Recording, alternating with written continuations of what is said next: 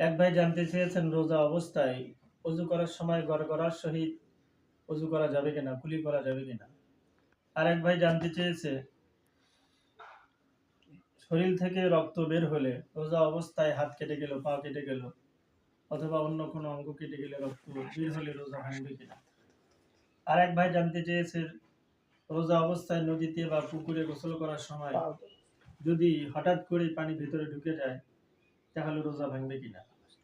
আর এক ভাই প্রশ্ন করেছে রোজা অবস্থায় চোখের ড্রপ ব্যবহার করা যাবে কিনা। আর এক ভাই প্রশ্ন করেছে রোজা অবস্থায় কাউকে যদি সাপ বা বিচ্ছু দংশন করে এবং সে যদি ইনজেকশন নেয় তাহলে ইনজেকশন নেওয়ার কারণে রোজা ভাঙবে কিনা।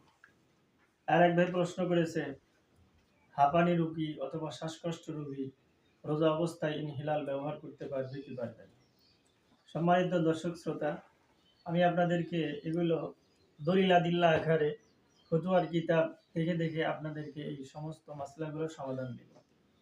প্রথমে আমরা আসি রোজা অবস্থায় অজু করার সময় গড়গড়ার সহিত কুলি করা যাবে কিনা, নাকের নরম জায়গা পর্যন্ত পানি পৌঁছানো যাবে কিনা।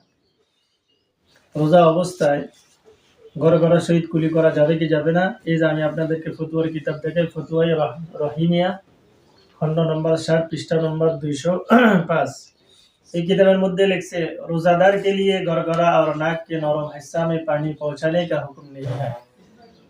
যারা রোজা রাখবে রোজা অবস্থায় গড়গড়ার সহিত এবং নাকের নরম স্থানে পানি পৌঁছানোর হুকুম দেওয়া হয় নাই, মানে দেওয়া যাবে না। কে রোজা টুটনে কা আন্দিশা হয়, যদি গড়গড়া করে কুলি করতে যান, নাকের নরম জায়গা পর্যন্ত পানি পৌঁছাইতে চান, তাহলে এমন তো অবস্থায় পানি যদি ভিতরে চলে যায় তাহলে আপনার রোজা নষ্ট হয়ে যাবে। অতএব মুসলমান ভাই এবং বোনেরা, অজু করার সময় রোজা অবস্থায় অজু করার সময় অবশ্যই আমাদেরকে সাবধানতা অবলম্বন করতে হবে। আমরা যেন অজু করার সময় গড়গড়া করে কুলি না করি এবং নাকের নরম জায়গা পর্যন্ত আমরা যেন পানি না পৌঁছাই। কেননা যদি এরকম করতে যাই আর যদি পানি আমাদের ভিতরে চলে যায় তাহলে আমাদের রোজা নষ্ট হয়ে